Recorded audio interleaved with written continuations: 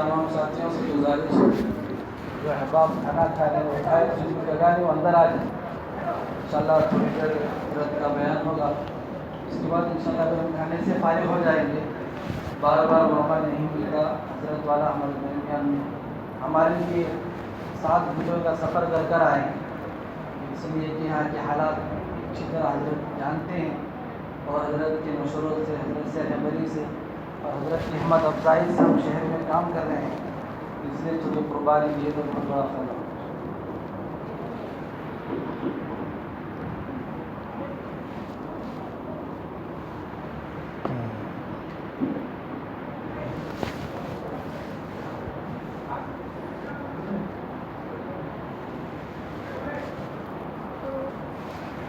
السلام علیکم ورحمۃ اللہ وبرکاتہ.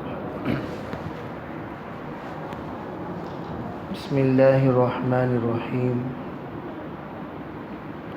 الحمد للہ رب العالمین والصلاة والسلام علی سید الانبیاء والمرسلین محمد وآلہ واصحابہ اجمعین. اما بعد فاعوذ باللہ من الشیطان الرجیم. بسم اللہ الرحمن الرحیم.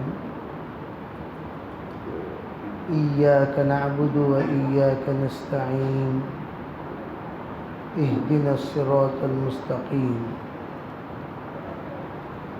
وقال النبی صلی اللہ علیہ وسلم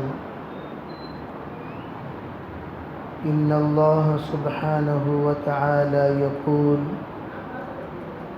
وَإِن سَلَّمْتَنِي فِي مَا أُرِيدُ كَفَيْتُكَ فِي مَا تُرِيدُ. اللهم أيدنا بتأييدك. اللهم أيدنا بتأييدك. اللهم أيدنا بتأييدك يا رب العالمين. دوستو، عزیزو، بھائیو، بزرگو، ہر کام کا تعلق افہام و تفہیم سے ہے. جو جتنا کام سمجھے گا اتنا آسانی سے کام کرے گا. اسی لیے ہر ہنر سے پہلے یوں کہا جاتا ہے کہ تم اس کام کو سمجھ لیا کرو، چاہے وہ کام کتنا آسان کام کیوں نہ ہو. یہ ترغیب دی جاتی ہے، یہ ترتیب بنائی جاتی ہے، پہلے اس کام کو سمجھو تاکہ کام سمجھانا بھی آسان ہو. اور جو جتنا پرانا ہوتا ہے اتنا آسانی سے سمجھاتا ہے، اور جو جتنا نیا ہوتا ہے اتنے ہی مشکل سے سمجھائے گا.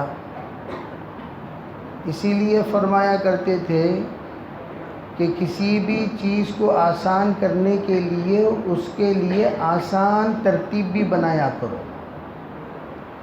بقول ہمارے عمر صاحب رحمۃ اللہ علیہ کے، ارے بھئی چلہ کو چلاؤ مت.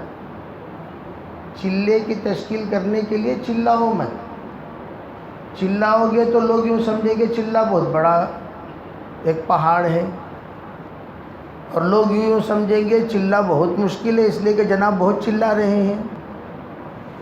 آپ جب چلے کی تشکیل کر رہے ہیں ہلکی سی کیا کرو.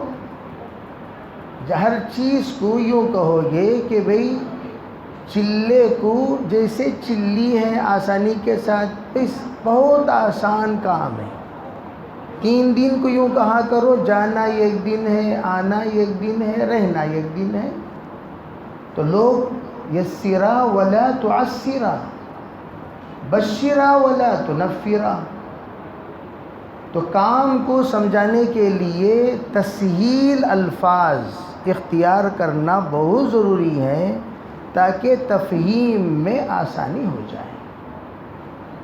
تو اسی طرح ہم لوگ جس چیز کو سمجھنا اور سمجھانا چاہتے ہیں اس کے لیے زیادہ ہنگامہ کرنے کی ضرورت نہیں ہے، زیادہ اپنے آپ کو پریشانی میں ڈالنے کی بھی ضرورت نہیں ہے. جو شخص کلمے کو سمجھتا ہے وہ کلمے کی محنت کو بھی سمجھتا ہے۔ کلمہ لا الہ الا اللہ محمد رسول اللہ والا ہے، اور کلمہ ہمیں شرک سے بچاتا ہے۔ سب سے پہلی بات، لا الہ الا اللہ وحدہ لا شریک لہ لہ الملک و لہ الحمد۔ ہم یوں کہتے ہیں وحدانیت کے ساتھ عدم شرکت کا بھی اظہار کرنا پڑتا ہے۔ خالی قل هو اللہ احد کہنا کافی نہیں ہے، لم یلد ولم یولد کے ساتھ ولم یکن لہ کفوا احد۔ تو لا الہ الا اللہ کی تکمیل جو ہوتی ہے وہ شرک سے جب تک آپ وحدانیت کو بیان نہیں کرو گے تب تک وحدانیت بیان نہیں ہو سکتی۔ وحدانیت کو بیان کرنے کے لیے شرک سے پہلے اس کو پاک کرنا ہوگا۔ اسی طریقے سے دعوت کو بیان کرنے کے لیے دعوت کے اصل اصول کو سمجھاؤ۔ حضرت یوں فرمایا کرتے تھے، ارے بھئی ہمارا کام اللہ کے بندوں کو اللہ سے ملانا، ہمارا کام یہ ہے ہی نہیں کہ اللہ کے بندوں کو اللہ کے بندوں سے ملانا، بندوں سے ملانے کا کام ہمارا ہے ہی نہیں۔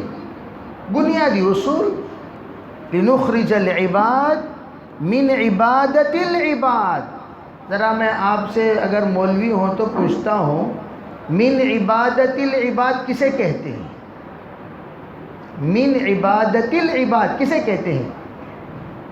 اللہ کے بندوں کو بندوں کی بندگی سے نکالنا۔ کیا مطلب؟ ارے ہر بندہ جب اللہ کا بندہ ہے تو بندے کی بندگی کیوں کرتا ہے؟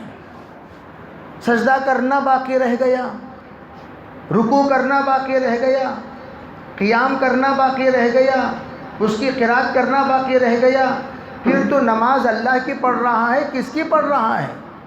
اللہ کے رسول علیہ السلام نے سلام کے لیے، تعظیم کے لیے جو صحابہ کھڑے ہو رہے تھے، آپ نے فرمایا لا تقوموا کالاعاجم، یہ اعجمیوں کی طرح کھڑے ہونا، یہ اعجمیوں کی طرح سر جھکنا، سلام کرتے وقت یوں کرنا، یہ سب کے سب درست نہیں ہے اسلام میں۔ یہ پیشانی ہے اللہ کے سامنے صرف جھکائیں گے، غیر اللہ کے سامنے نہیں جھکائیں گے۔ جس کو ہم کہتے رہتے ہیں عربی یوں جھک کر سلام بھی مت کیا کرو، یہ جھکنا بھی تو رکوع ہے، کأت الرأس کہتے ہیں۔ جس وقت آدمی سر جھکائے گا، حضرت مولانا ابوالحق صاحب رحمۃ اللہ علیہ فرمایا کرتے تھے، نماز میں 2 رکوع کرنے سے حضور نے منع کیا۔ ایک رکوع وہ جو ہم نماز میں کرتے ہیں، قیام میں اگر آپ یوں کھڑے ہو رہے ہو اس کو بھی رکوع کہا جائے گا، اس کو بھی رکوع کہا جائے گا۔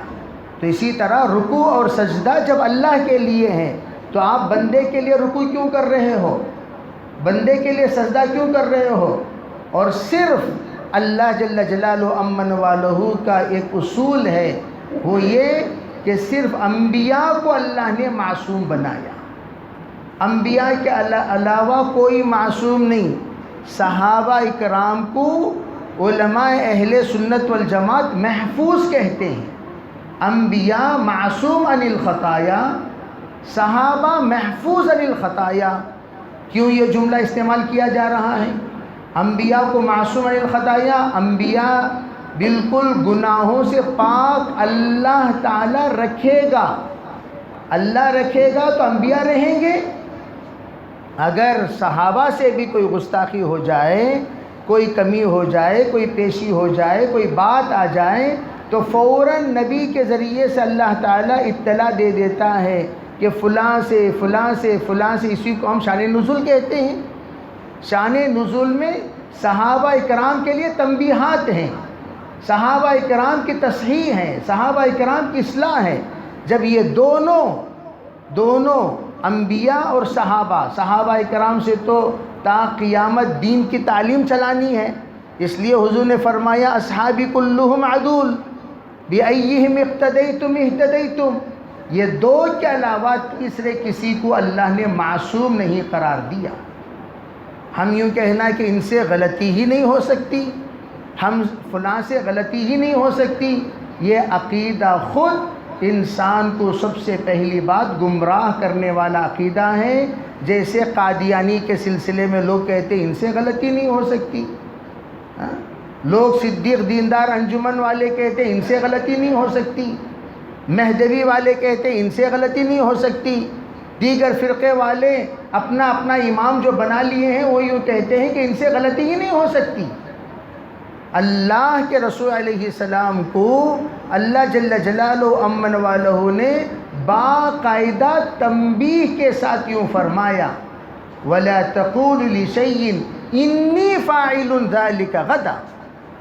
آپ اگر کہہ رہے ہیں انی فاعل انی تو مطلب کیا ہوا؟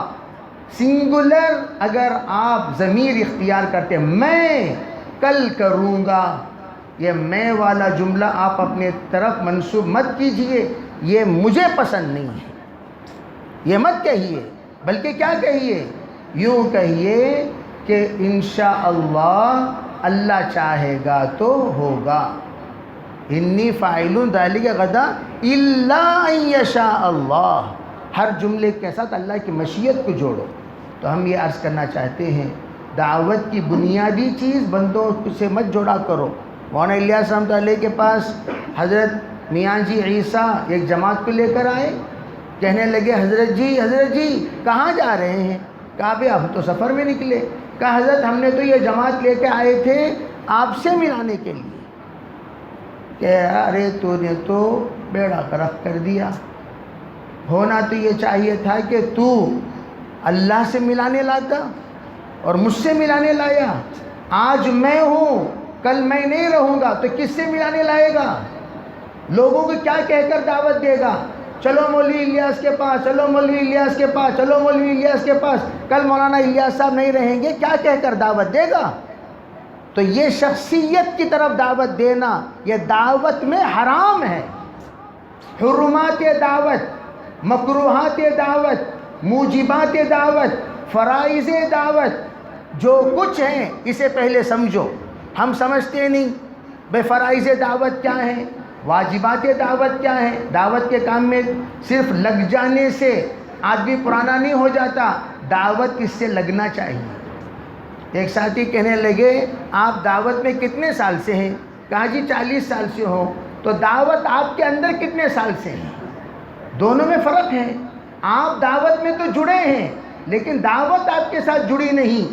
اگر دعوت آپ کے ساتھ جڑ گئی ہوتی آپ کے اندر وحدت پائی جاتی، آپ کے اندر رسالت پائی جاتی، آپ کے اندر احتیاط پائے جاتے، آپ کے اندر تقوی پائے جاتا اور آپ گناہوں سے بچنے کے لیے جتنے ترکیبیں اختیار کرنی چاہیے وہ سب پائے جاتے. اور آپ تو دعوت میں تو ہیں، دعوت آپ کے اندر نہیں ہے.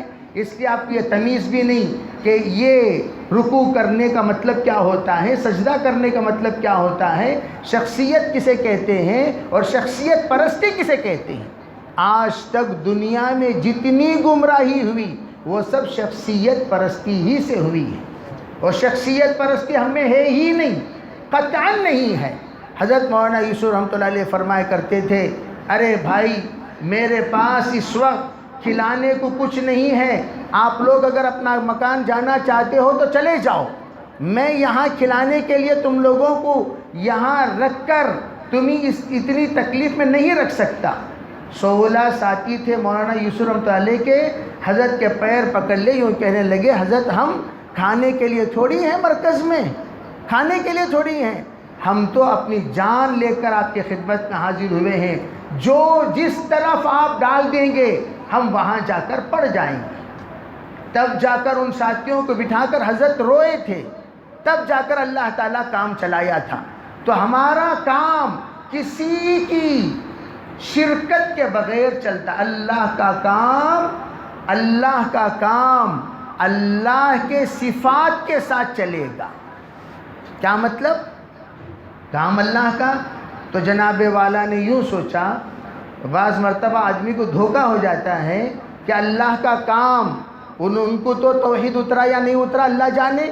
وہ یوں سمجھے کہ بھئی جس وقت ہم یہاں سے نکال دیں گے، جیسے مولانا رحمت اللہ صاحب کے کرانوی رحمت اللہ علیہ بے نام ہو کر دنیا سے رخصت ہو گئے، جبکہ ایک زمانے میں وہ دعوت کے محراب تھے، دعوت کے منبر تھے، دعوت کے خطیب تھے، دعوت کی زبان تھے، اور ان کا جس وقت یہاں سے رشتہ کٹ ہو گیا، ہمیشہ ہمیشہ کے لیے حضرت نسیم منسیہ ہو گئے، تو وہ یوں تصور کرتے ہوئے بیٹھ گئے تھے، غلط فہمی ہو جاتی ہے کہ فلاں گئے تو وہ چلے گئے، فلاں گئے وہ چلے گئے، فلاں گئے وہ چلے گئے۔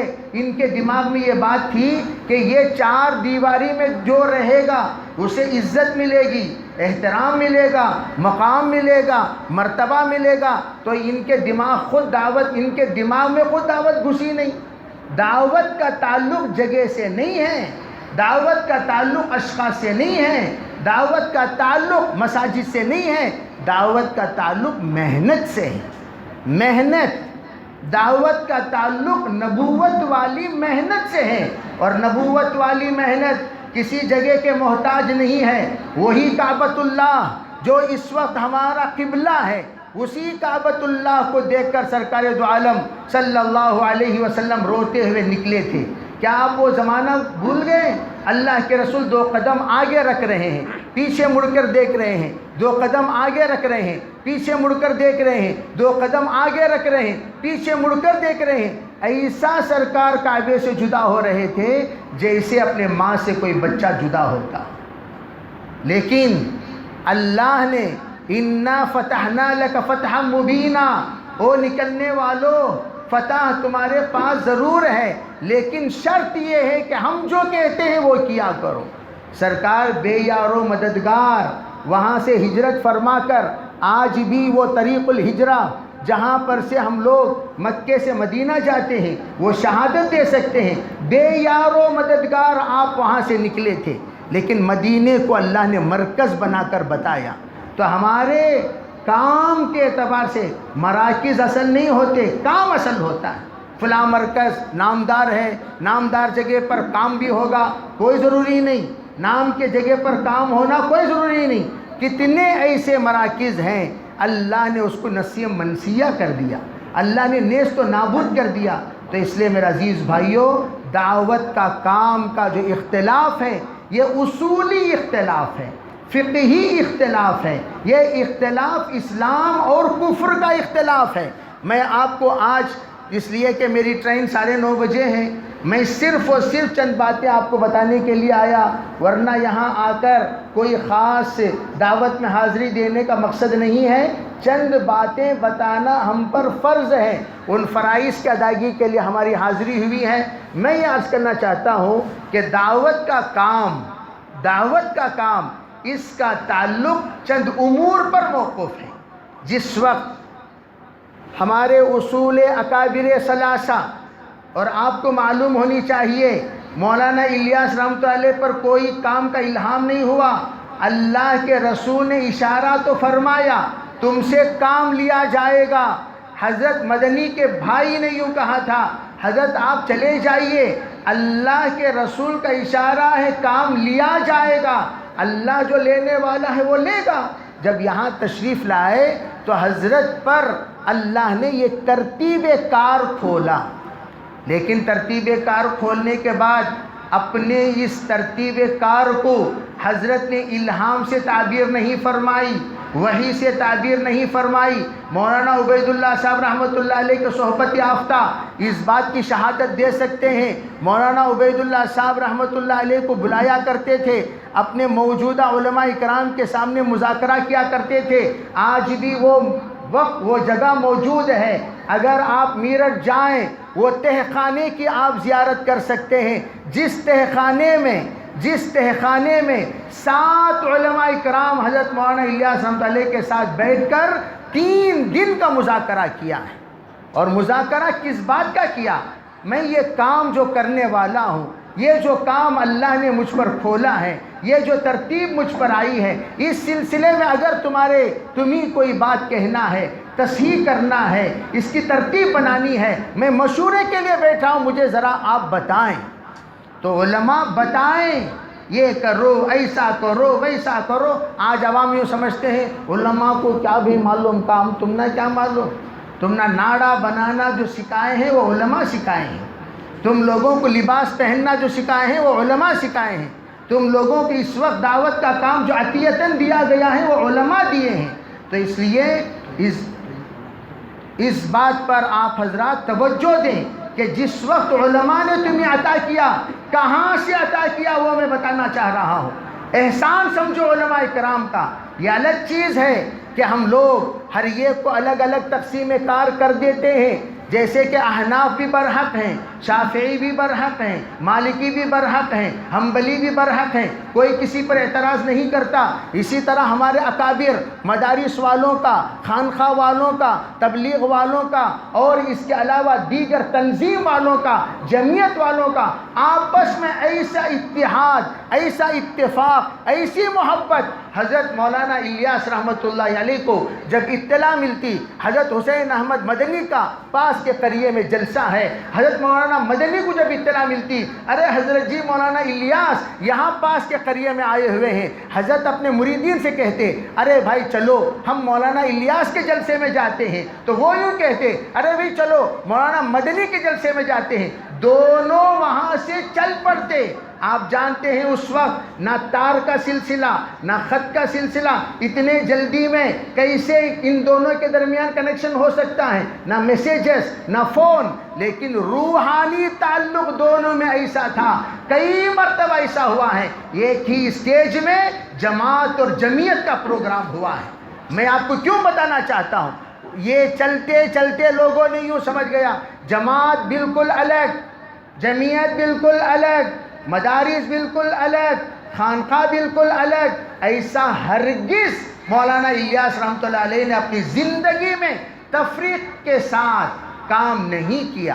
مولانا یوسف رحمۃ اللہ علیہ ہمیشہ کہا کرتے تھے ارے بھئی فریق بن کر کام کرو گے جماعتیں بڑھ جائیں گی، امت بڑھ جائے گی، افراد بڑھ جائیں گے. سب آپس میں رفیق بن کر کام کیا کرو. صاف ملفوظ ہیں. اگر کوئی مسجد میں مکتب پڑھا رہا ہے یہ بھی ہمارا کام کر رہا ہے، اگر کوئی مدرسے میں سبق پڑھا رہا ہے وہ بھی ہمارا کام کر رہا ہے، اگر کوئی مسجد میں امامت کر رہا ہے وہ بھی ہمارا کام کر رہا ہے، اگر کوئی خانقاہ میں ذکر کرا رہا ہے وہ بھی ہمارا کام کرا رہا ہے، اگر کوئی امت کے مسائل کو حل کے لیے اگر سیاست میں جڑ کر اخلاص کے ساتھ اور اس کی رہبری کر رہا ہے وہ بھی ہمارا کام کر رہا ہے. اس کام کی تفریق مت کیا کرو. تب جا کر ایک دوسرے کا احترام کرتے تھے.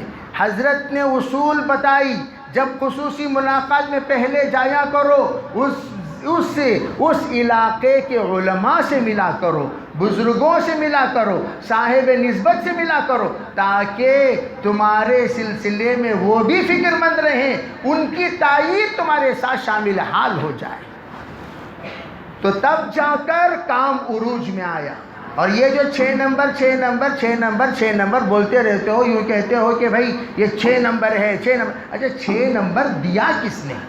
6 نمبر کی اصلاح کیا کس نے؟ 6 نمبر کی تصحیح کیا کس نے؟ 6 نمبر کی تائید کیا کس نے؟ 6 نمبر کی توثیق کیا کس نے؟ کبھی اس کی تاریخ جانا؟ دعوت میں تو ایک زمانے سے ہونا بھائی 6 نمبر کی تاریخ کیا ہے بتاؤ. میرے عزیز بھائیوں افسوس کی بات ہے ہم نہ سر جانتے ہیں نہ پیر جانتے ہیں، ایک زمانے سے چل رہے ہیں نابیناؤں کی طرح. کیا کہا حضرت مولانا مفتی کفایت اللہ صاحب رحمۃ اللہ علیہ کے پاس جب مولانا الیاس رحمۃ اللہ علیہ کے 6 نمبر پہنچے، تصحیح کئی بار ہونے کے بعد مفتی کفایت اللہ کی خدمت میں 6 نمبر پہنچے ہیں. مفتی کفایت اللہ صاحب بڑے دبے الفاظ میں کہنے لگے حضرت آپ نے جو 4 نمبر لکھا ہے اکرام العلماء، اکرام العلماء، فرمایا حضرت یہ 4 نمبر جو اکرام العلماء لکھا عوام تو یوں سمجھے گی صرف علماء کی قدر کرنی چاہیے اور دیگر لوگوں کی قدر کرنا اسلام میں نہیں ہے. حضرت اس سے تو بہت بڑی گمراہی پھیل جائے گی. فرمایا کیا کریں؟ کہا حضرت اس کو اکرام المسلمین بنا دیں، اکرام المسلمین بنا دیں. کوئی کہہ سکتا ہے یہ تصحیح کس نے کی ہے؟ حضرت کی تصحیح کردہ اکرام المسلمین جو آج تک ہم گن رہے ہیں. اور یہ جو علم و ذکر کا جوڑ وہ جماعت نے کہا حضرت یہ علم اور ذکر کا جوڑ بٹھا دیں تاکہ علم والے ذکر والے بن جائیں، ذکر والے علم والے بن جائیں، اور یہ دونوں کو مد نظر رکھ کر ہر جماعت علم والوں کی بھی قدر کرے، ذکر والوں کی بھی قدر کرے۔ مخالفت دعوت میں ہے ہی نہیں۔ جب کوئی جاہل مولوی بیٹھتا ہے یہاں، سنو میری بات، جب کوئی جاہل مولوی بیٹھتا ہے یہاں، وہ جا کر جیسے کہ مولانا رشید احمد صاحب گنگوئی رحمۃ اللہ علیہ نے کہا تھا حاجی امداد اللہ صاحب مہاجر مکی رحمۃ اللہ علیہ کو، جب حضرت نے کہا ارے بھئی آپ اپنے حال سے واقف کیوں نہیں کراتے، اپنے حال سے ہمیں واقف کرائیں، تو حضرت نے کہا حضرت وہ بندہ کیا حال ذکر کرے جس کا کوئی حال ہی نہ ہو۔ پھر یوں کہا حضرت میرا حال یہ ہے، میرے نزدیک مادح اور رام یہ دونوں برابر ہیں۔ حضرت نے فرمایا یہ انتہائی درجہ خلیق ہونے کی علامت ہے، مخلص ہونے کی علامت ہے۔ کیا مطلب؟ مادح و ذام، تعریف کرنے والا، توہین کرنے والا، عزت دینے والا، ذلیل کرنے والا، اچھا بولنے والا، برا بولنے والا، دونوں کو میں ایک ہی نظر سے دیکھتا ہوں۔ یہ نہیں کہ جناب میری تعریف کر رہے ہیں، ان کو اٹھا کر آنکھوں کا تارا بنا لو، یہ میری توہین کر رہا ہے اسے جوتے کے نیچے رکھ کر روندو، یہ ہے ہی نہیں۔ حضرت نے فرمایا یہ انتہائی درجے کے خلیق ہونے کی، مخلص ہونے کی اور اللہ کے طرف سے تربیت یافتہ ہونے کی علامت ہے۔ اسی لیے اللہ کے رسول کی سیرت میں حضور نے کبھی کسی برا کہنے والے سے انتقام نہیں لیا، جتنی بھی چاہے گستاخی کرے، سرکار نے کبھی انتقام نہیں لیا۔ یہ اعلیٰ درجے کی تربیت یافتہ ہونے کی علامت۔ اور دوسری بات فرمایا حضرت میں نصوص کے درمیان تعارض نہیں پاتا، نصوص کے درمیان تعارض، یہ عجیب بات ہے۔ نصوص کسے کہتے ہیں؟ قرآن و حدیث جاننے والے جانتے ہیں یہ آیت فلاں آیت کے مخالف ہیں، یہ حدیث فلاں حدیث کے مخالف ہے، ان دونوں کے درمیان تعارض ہو گیا، ان دونوں کے درمیان ٹکراؤ ہو گیا۔ یہ حدیث پڑھنے والے فقہ پڑھنے والے پڑھانے والے یہ کہتے رہتے ہیں ارے ٹکراؤ ہو گیا، اس کا جواب یہ ہے، اس کا جواب یہ ہے۔ حضرت فرمانے لگے میں تعارض ہی نہیں پاتا۔ کیوں؟ اس لیے کہ الحمدللہ، حضرت جب لکھے تو حضرت نے جواب لکھا کہ اس لیے کہ الحمدللہ آپ کامل علم رکھتے ہیں۔ کیا مطلب؟ ایک صاحب سے اگر کہنے لگے حضرت آپ کا بیان میرے پاس موجود ہے، آپ نے نظام الدین کے مناقب پر، نظام الدین کی عزت اور احترام پر اتنا بہترین بیان کیا، اور آج آپ ہی۔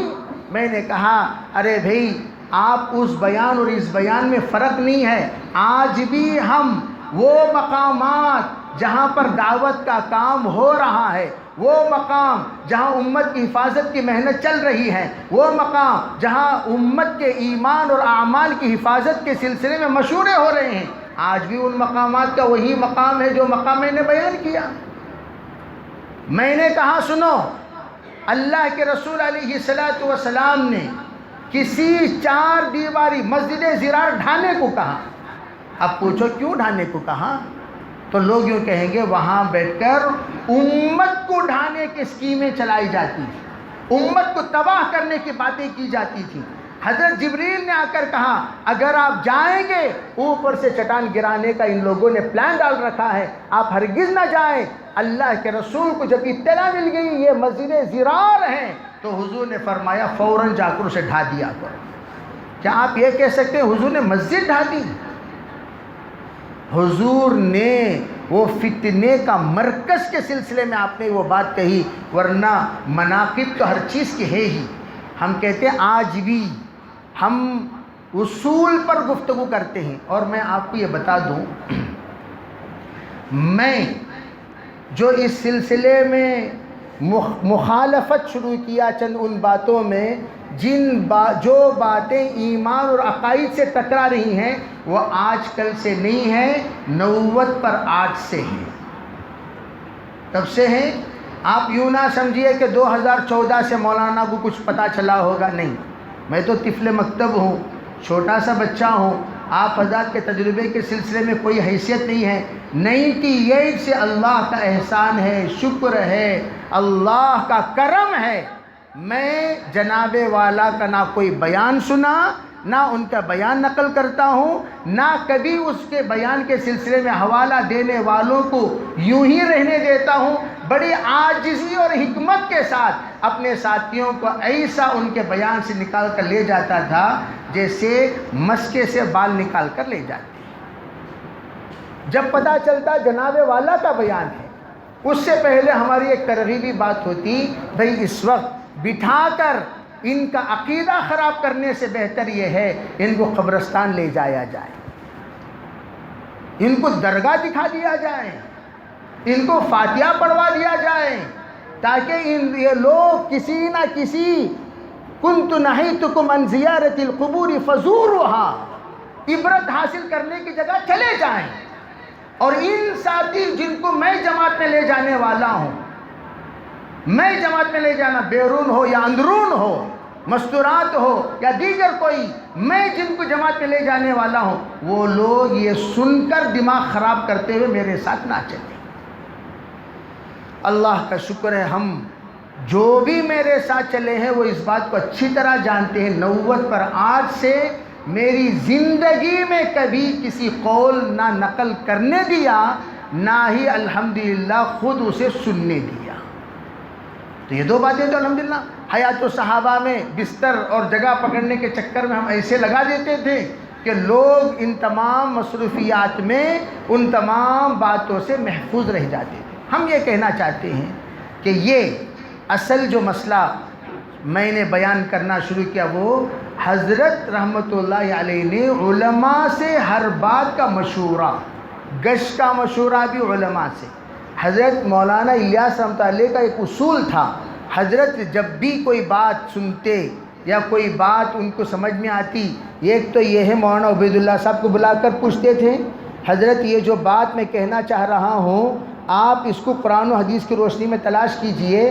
مولانا عبید اللہ صاحب تلاش کرنے کے بعد صاف کہہ دیا کرتے تھے فلاں حدیث کے مطابق آپ کی یہ بات ہے، آپ بیان کر سکتے ہیں، یہ بات حدیث کے خلاف ہے آپ بیان نہ کریں۔ آپ ملفوظات الیاس اٹھا کر دیکھ لیجئے رحمۃ اللہ علیہ، اس کے کسی بھی بات پر آپ اعتراض نہیں کر سکتے اور ہر بات کی قرآن و حدیث آپ کو ملے گی۔ قرآن و حدیث، ہر بات کی قرآن و حدیث آپ کو ملے گی۔ آج تک کسی نے ملفوظات الیاس رحمۃ اللہ علیہ پر اعتراض نہیں کیا اور کر بھی نہیں سکتے۔ ایک مرتبہ تو لکھنؤ میں حضرت بیان کرنے کے بعد چھری رکھ دیے سامنے، چھری رکھ دیے سامنے۔ یہ سب واقعات یہاں میں اس لیے بیان کر رہا ہوں تاکہ آپ کو اعتماد ہو جائے مولانا الیاس رحمۃ اللہ نے ہر بات بیان کرنے سے پہلے کتنی احتیاط کرتے تھے۔ رکھنے کے بعد علماء کی مجلس میں کہنے لگے اگر میری بات میں کوئی کمی پیشی ہو، اگر میری بات میں کوئی کمی پیشی ہو، یہ چھری تمہارے سامنے حاضر ہے، مجھے ذبح کرنا آپ کے لیے حلال ہے۔ کتنی اعتماد والی بات ہوگی۔ اور آج کوئی کہتا ہے تمہاری بات میں یہ کمی ہے، تمہاری بات میں یہ کمی ہے، تمہاری بات میں یہ کمی ہے، تمہاری بات میں یہ کمی ہے۔ تم کہہ رہے ہو میں صدیق اکبر کے نسل سے ہوں، صدیق اکبر کے نسل والا مولانا الیاس کی طرح ہوتا ہے، صدیق اکبر کے نسل والا مولانا یوسف کی طرح ہوتا ہے، صدیق اکبر کے نسل والا تمہارے والد حضرت ہارون کی طرح ہوتا ہے۔ ان کے اندر ماننے کی صفت، کبھی منوانے کی صفت نہیں۔ کیا تھے؟ تکبر ذرا برابر آپ ان تینوں بزرگوں میں نہیں بتا سکتے۔ مولانا یہی وہ مولانا جمیل صاحب حیدرآباد کے، جس وقت مولانا یوسف رحمۃ اللہ سے ملنے کے لیے یہاں سے سفر کرتے ہوئے گئے اور حضرت بھوپال میں ان کو کالرا کی بیماری کے اٹیک کی وجہ سے دست اور قے شروع ہو گئے، وہیں سے ساتھیوں نے کہا حضرت واپس، کہا نہیں، مقصد منزل قریب ہے، وہاں جائیں گے، مولانا سے ملیں گے، پھر ان سے دعائیں لیں گے، مذاکرہ کریں گے، واپس آئیں گے۔ ہوا کیا؟ ہوا یہ کہ حضرت چلے گئے، پہنچ گئے تو حضرت کی طبیعت ناساز ہے، حضرت کے پاس روزانہ صبح و شام آ رہے ہیں، اور آ کر ان کے دوائی کا کھانے کا نظم بنایا جا رہا ہے۔ خود ایک صاحب آ کر ہاتھ میں دیتے تھے اور گلاس ہاتھ میں تھماتے تھے، حضرت آپ یہ گولی استعمال کریں، گولی استعمال، حضرت کو افاقہ ہو گیا، کہا ارے بھائی طبیعت اب اچھی ہے کہ اب تک مولانا یوسف رحمۃ اللہ سے ملاقات نہیں ہوئی، جس مقصد سے میں آیا مولانا سے میں ملنا چاہتا ہوں۔ تو حضرت مولانا عبید اللہ صاحب رحمۃ اللہ کہنے لگے مولانا یوسف سے آپ کی ملاقات نہیں ہوئی؟ کہا جی تو میری تو ملاقات نہیں ہوئی۔ کہا حضرت کیا فرما رہے ہیں؟ مولانا یوسف سے آپ کی ملاقات نہیں ہوئی؟ کہا جی میری تو ملاقات نہیں ہوئی۔ کہا حضرت جو روزانہ صبح آ کر آپ کو جو گولی دے رہے ہیں، تیمارداری کر رہے ہیں، ناشتہ لا کر رکھ رہے ہیں، وہی تو ہیں مولانا یوسف۔ تم دادا کہتے ہو، ذرا برابر اپنی زندگی کی ایک مثال پیش کر سکتے ہو؟ صدیق اکبر کے نسل سے کہنے میں شرم آنی چاہیے۔ زندگی ڈوب جائے، سلام کرنے پر تم جواب نہیں دیتے، تمہارا ہاتھ بڑھانے میں تکبر ہے، تمہاری چال میں تکبر ہے، تمہارے چلن میں تکبر ہے، تمہارے کردار میں تکبر ہے، اور تم صدیق اکبر کے خاندان کے ہو۔ تھف ہو نسبت، اسی لیے کہا من بط عملہ لم یسرع بہ نسبہ، جس کے اعمال سست ہوں اس کا نسب اسے کبھی ترقی نہیں دے سکتا۔ اعمال ہوں گے تمہارے نسب بہت بلند، ہم یہ نہیں کہتے کہ تمہارے نسب کے سلسلے میں ہم گفتگو کرنا نہیں چاہتے، یقیناً تم صدیقی ہوں گے، لیکن اخلاق بتائیے جناب، کردار بتائیے۔ کوئی تمہارے وفات کے بعد تمہارے اخلاق کی کون سی مثال پیش کرے گا؟ تمہاری کرامتیں تو پیش کی جا رہی ہیں، تمہارے اخلاق آج تک کسی نے پیش نہیں کیا۔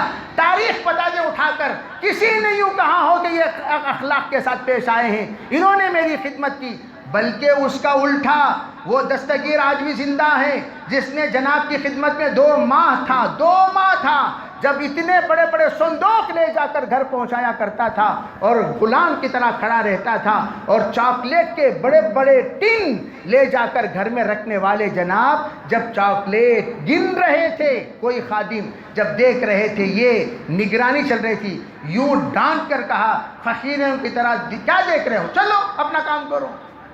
کیا ایک چاکلیٹ اگر اٹھا کے دے دیتے زندگی بھر تو میرا احسان نہ مانتا؟ مجھے افسوس ہے شخصیت پر گفتگو کرنے پر، پتہ نہیں میں کیوں مجبور ہوا۔ میں یہ سن رہا ہوں کہ تم اپنے آپ کو صدیقی کہہ رہے ہو، لیکن صدیقی کہنے سے کوئی صدیقی نہیں بن جاتا، فاروقی کہنے سے کوئی فاروقی نہیں بن جاتا، عثمانی کہنے سے کوئی عثمانی نہیں بن جاتا، علوی کہنے سے کوئی علوی نہیں بن جاتا۔ ذرا تو ہو پسر نمونے پدرست الولد سر لأبیہ، جو بچہ ہوتا ہے اپنے باپ کے نقش قدم پر چلتا ہے۔ ایک نقش قدم بتاؤ، وہ انسان جو ولی کامل ہے، صاحب نسبت ہے، حضرت شیخ الحدیث کا معتمد علیہ ہے، اور تمہارے دادا کا معتمد علیہ ہے حضرت مولانا حضرت جی ثالث مولانا انعام الحسن صاحب رحمۃ اللہ علیہ، جو آخری وقت مولانا یوسف رحمۃ اللہ علیہ کو لے جایا جا رہا ہے، اور وہ آخری وقت میں حضرت بے انتہا پریشان ہیں، ہارٹ اٹیک ہو گیا، آنکھوں سے آنسو بہہ رہے ہیں۔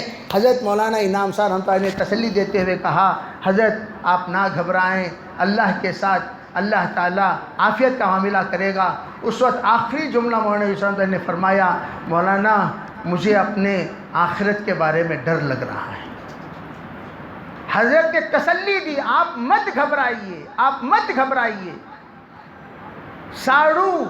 خود ساڑو اپنے آنسو پوچھ رہی ہیں، اور ان کے سلسلے میں تم الزام لگاتے ہو وہ تمہارے باپ کے قاتل ہیں۔ شرم سے ڈوب مرو، شرم سے ڈوب مرو، تف ہو تمہاری زندگی پر، اللہ تعالیٰ پناہ دے۔ اگر ذرا برابر تمہارے اندر ایمان ہے، میں آج کہہ رہا ہوں، کئی سالوں سے کہتا ہوا آ رہا ہوں، تم ان سے مشورہ مت کیا کرو، وقت میرا ختم ہو رہا ہے، ان سے مشورہ مت کیا کرو، اللہ سے مشورہ کرو، جس کو کہتے ہیں استخارہ۔ رب سے پوچھو یا رحمان و رحیم، اے کریم ستار غفور، میں تجھ سے پوچھ رہا ہوں، بتا حق پر کون ہے، حق پر کون ہے؟ ایک بار، دو بار، تین بار، چار بار، 11 دن تم پوچھو، یقین ہے اس ذات کی جس کے گھر میں بیٹھ کر میں گفتگو کر رہا ہوں، انشاءاللہ تمہیں وہ اجتماعی نظام کی طرف اشارہ ملے گا، انفرادی نظام کی طرف اشارہ نہیں ملے گا۔ اور اجتماعی نظام اجتماعیت کے ساتھ چلتا ہے، اور اجتماعیت کے ساتھ چلنے کو شورا کہتے ہیں۔ انفرادی نظام شخصیت کے ساتھ چلتا ہے، اور شخصیت کو عمارت کہتے ہیں، اور امیر بنتے نہیں بنائے جاتے ہیں۔ جو خود ساختہ امیر ہوتا ہے وہ انتہائی درجے کا متکبر ہوتا ہے، جو امیر بنانے کے باوجود خود حیات و صحابہ 10 بار پڑھ رہے ہو، کیا تمہارے سامنے وہ حدیث نہیں گزری؟ حضور نے فرمایا اگر امیر کوئی بننے کا شوق رکھتا ہے اسے امیر مت بنایا کرو۔ امیر بننے کا اگر کوئی ارادہ رکھتا امیر مت بن، کیوں؟ اس سے خیانت ہوگی۔ اور آپ کہہ رہے ہیں مجھے نہیں مانو گے، جہنم میں جاؤ، جہنم میں جاؤ۔ کون جائے گا جہنم میں؟ امیر بننے کا شوق مجھے بھی ہے، مجھے بھی بنا دو امیر، اسے بھی ہے اسے بھی بنا دو، اسے بھی ہے اسے بھی بنا دو، جو جو مانتا ہے اسے بنا دو امیر۔ امیر مشورے سے، صدیق اکبر کی مثال دیتے ہو، صدیق اکبر کو سرکار نے بنایا، حضرت عمر کو مشورے سے، حضرت عثمان کو مشورے سے، علی کو مشورے سے۔ تم یہ بتا دو انفرادی حضرت عثمان نے یوں کہا ہو میں خلیفہ ہوں، صدیق اکبر نے کہا ہو میں خلیفہ ہوں، عمر فاروق نے کہا ہو میں خلیفہ ہوں، کسی نے یہ نہیں کہا میں خلیفہ ہوں۔ ہر ایک کو امیر بنایا گیا، امیر بنتے نہیں بنائے جاتے ہیں جناب، یہ اصول ہیں۔ اور آپ تو بن گئے خود ساختہ امیر۔ اس لیے میرے عزیز بھائیو، ہمیں دعوت کے اصول پر بولنا ہے۔ اصول کیا؟ شخصیت کی طرف جوڑنا دعوت کا اصول ہے ہی نہیں۔ دوسری بات، تم نے دعوت میں کتنا بگاڑ پیدا کیا، یہ ایک اتنا بڑا عنوان ہے۔ اگر میں ترتیب کے ساتھ کہتا چلوں، 5 گھنٹے چاہیے، پرانے ساتھیوں کی جماعت چاہیے جن کو رکھ کر میں یہ بتاؤں گا کہ انہوں نے دعوت میں کتنا بگاڑ پیدا کیا، اور وہ بگاڑ جو اپنے دادا کے اصول کے خلاف، اپنے پردادا کے اصول کے خلاف، اپنے اجماع کے اصول کے خلاف۔ اجماع کسے کہتے ہیں؟ دعوت میں اجماع ہے مشورہ، قرآن و حدیث تو نہیں ہے لیکن اجماع تو ہے۔ دعوت میں جو اجماع ہے وہ مشورہ ہے، اور اجماع کے خلاف یہ ایک بار نہیں، 2 بار نہیں، 10۔ ایک صاحب میرے پاس آئے خرجہ کے، حافظ ایوب۔ میں نام کیوں بول رہا ہوں؟ میں نام اس لیے بول رہا ہوں تاکہ آپ کو حوالہ بھی صحیح ملے، ورنہ یہ غیبت نہیں ہے۔ اور آپ لوگوں کو معلوم ہونی چاہیے 11 چیزیں غیبت نہیں ہیں۔ اس وقت میں محراب میں بیٹھ کر یہ سب باتیں کہہ رہا ہوں، اس کو غیبت نہیں کہتے، اسے کہتے امت کی حفاظت۔ اگر میں قادیانی کو قادیانی کہوں تو کیا وہ غیبت ہے؟ اگر میں یوں کہوں کہ بھئی فلاں مرتد ہو گیا، کیا وہ غیبت ہے؟ اسود عنسی کے بارے میں کہوں تو وہ غیبت ہے، مسیلمہ کے بارے میں کہوں تو وہ غیبت ہے، سجا کے بارے میں کہوں تو وہ غیبت ہے۔ تو غیبت نہیں کہتے۔ غیبت کسے کہتے ہیں؟ غیبت کہتے ہیں اس کو جس کے اصلاح کا تعلق آپ سے ہے ہی نہیں۔ لیکن اس وقت وہ امت، وہ عوام جو تمام مفتیوں کو، مولویوں کو، علماء کو اس نظر سے دیکھ رہی ہے، یہ سب ہمارے کام کے ذمہ دار کل آ کر اللہ کے سامنے کھڑے ہو کر کہیں گے یا اللہ یہ میرا ذمہ دار تھا، یہ میرا ذمہ دار تھا، یہ میرا ذمہ دار تھا، یہ میرا ذمہ دار تھا۔ جب کوئی شخص اصول کے خلاف، حدیث کے خلاف، قرآن کے خلاف، ایمان کے خلاف، شریعت مطہرہ کے خلاف جب یہ کر رہا تھا تو یہ سب ذمہ دار سمجھدار ہمارے سامنے آ کر سمجھانا چاہیے تھا، نہیں سمجھانا چاہیے تھا؟ اذا من رآ منکم منکرا فلیغیرہ بیدی وإن لم یستطع فبلسانی وإن لم یستطع فبقلبی۔ تو ہم فبلسانی میں ہیں، جو منکر دیکھ رہے ہیں وہ بول رہے ہیں، اور یہ اجتماعی منکر۔ دوسری بات، اس وقت جناب غیر مقلد ہو چکے ہیں، غیر مقلد۔ اس کے لیے دلیل کے لیے جناب والا کی نماز کے ہاتھ باندھنے کا طریقہ دیکھ لیجئے۔ وہ اپنے آپ کو کہتے ہیں بھئی ان کے والد حنفی تھے، ان کے دادا حنفی تھے، دادا حنفی تو پکے حنفی، تحاوی کی شرح انہوں نے لکھی، احناف کی تائید میں، اور جب اتنے پکے حنفی ہیں اور ان کے پردادا پکے حنفی، تو غیر مقلد کیسا ہو گیا بھائی؟ تیرا ہاتھ اوپر کیوں چلا گیا؟ نمبر 2، اور جنازے کی نماز میں کہیں تکبیرات میں ہاتھ اٹھائے جاتے ہیں، اور جناب والا کی ویڈیو یوٹیوب میں موجود ہے، اٹھا کر دیکھ لیجئے، چاروں تکبیر میں چاروں مرتبہ ہاتھ اٹھا رہے ہیں، یہ بھی غیر مقلد۔ اور ان کے ساتھ دینے والے مولانا سلمان صاحب ندوی، وہ بھی غیر مقلد، جنہوں نے صاف اپنے غیر مقلدیت کا اعلان کرتے ہوئے کہہ دیا قربانی کے دن 3 نہیں 4 ہیں۔ یہ تو سب جانتے ہیں، میں وہ اوپنلی اس لیے کہہ رہا ہوں، تم انکار کر دو میں غیر مقلد نہیں ہوں، میں حنفی ہوں، پھر ہاتھ کیوں اٹھایا؟ دلیل پیش کرو، دلیل پیش کرو۔ ہاتھ اٹھایا کیوں؟ دلیل پیش کرو۔ تم شافعی نہیں، حنبلی نہیں، مالکی نہیں، تم حنفی ہو، اور حنفی ہو کر یہ حرکت کوئی کرتا ہے تو غیر مقلد کرتا ہے، دیگر کوئی مسلک کا نہیں کرتا۔ اور ان کی باتیں، ان کے عقائد بیان کرنے کے لیے میرے پاس وقت نہیں ہے، تفصیلات کے ساتھ بیانات موجود ہیں، جہاں موجود ہیں 9-10 سے زیادہ 10-12 گھنٹے کے تفصیلات موجود ہیں، ان تفصیلات کو آپ سن لیں، اس لیے گاڑی کا وقت بھی قریب ہے، اور جو نیٹ میں دکھاتے ہیں وہ حقیقت میں کبھی ہوتا نہیں، جو ہوتا ہے وہ حقیقت میں دکھاتا نہیں۔ کبھی کبھار ہم ٹرین دیکھنے کے لیے پہنچے، اطلاع ملی کہ جناب ٹرین چلی گئی، اس سے کفِ افسوس ملنے سے بہتر یہ ہے میں آپ سے رخصتی چاہتا ہوں۔ میں آپ کو چلتے چلتے اتنی بات کہتا چلوں، اللہ کا شکر ہے کبھی ایک فرد حق پر نہیں ہو سکتا، جماعت ہی حق پر ہو سکتی ہے۔ لا تجتمع امتی علی الضلالہ، یہ حق والی بات سنو، نبی حق پر ہو سکتا ہے، صحابی حق پر ہو سکتا ہے، کوئی ایک فرد یوں کہے کہ میں ہی حق پر ہوں، یہ قیامت تک نہیں ہو سکتا۔ جماعت کی بات مانیں گے، فرد کی بات نہیں مانیں گے۔ اور حضور علیہ السلام کا ارشاد ہے لا تجتمع امتی علی الضلالہ، میری امت کا اجماع ضلالت پر کبھی نہیں ہو سکتا۔ لوگ کہتے ہیں مولانا وہاں بھی علماء ہیں، یہاں بھی علماء ہیں، میں کہتا ہوں علماء میں فرق ہے، 1 گرام کے، آدھا گرام کے، ملی گرام کے بھی علماء ہوتے ہیں، یہ تو فولاد والے علماء ہیں۔ جو علماء ہمارے پاس موجود ہیں وہاں مرمرے والے علماء ہیں جو پھونکے تو اڑ جائیں گے۔ ان علماء کی کیا حیثیت، جس کا بڑا غیر مقلد ہو چکا ہو اس کی کیا حیثیت، جس کی تائید کرنے والا 4 کہہ رہا ہو اس کی کیا حیثیت۔ جب جمہور کا مخالفت تو کر سکتا ہے تو دعوت کے اکابرین کی مخالفت کیوں نہیں کر سکتا؟ جب ہزاروں سالوں میں چلتے ہوئے آنے والے مسائل کی تو مخالفت کر سکتا ہے تو 100 سال کی دعوت کی مخالفت کیوں نہیں کر سکتا؟ تو مخالفت تیری طبیعت ہے، تیرا مزاج ہے۔ اس گھر کو آگ لگی گھر کے چراغ سے، بس اتنی ہی بات ہم کہیں گے۔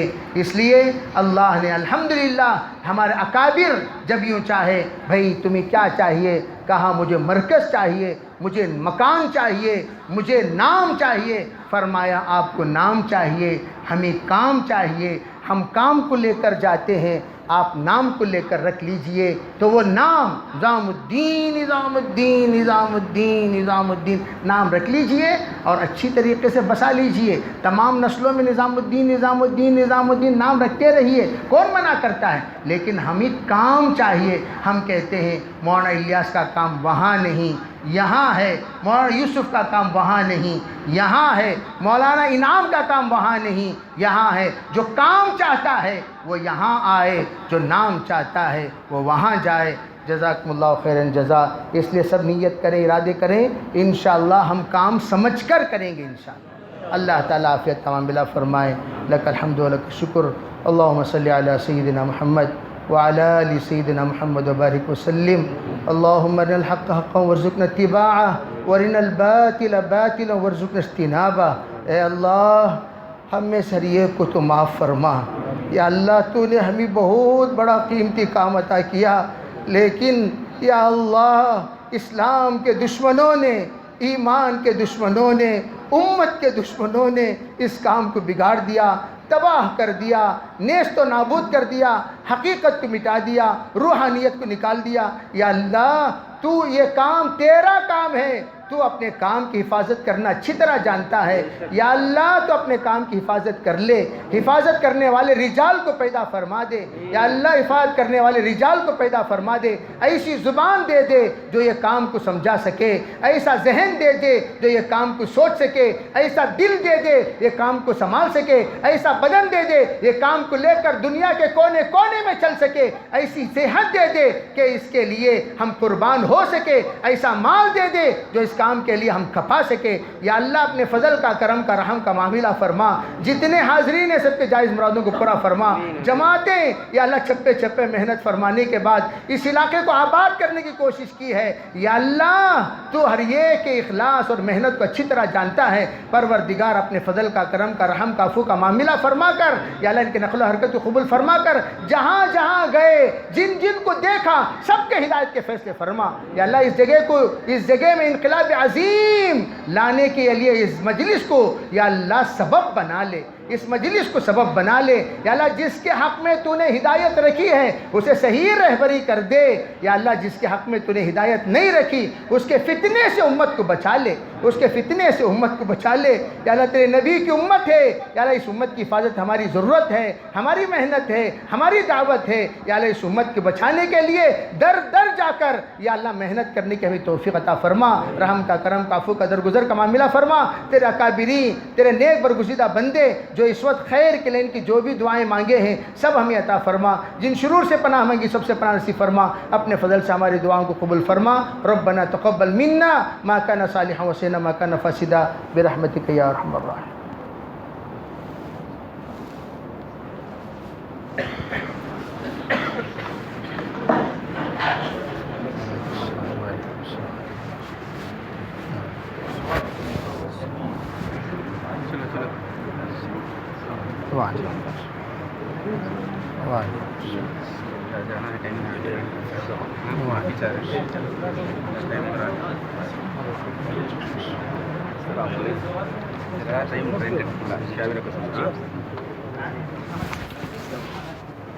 Nenek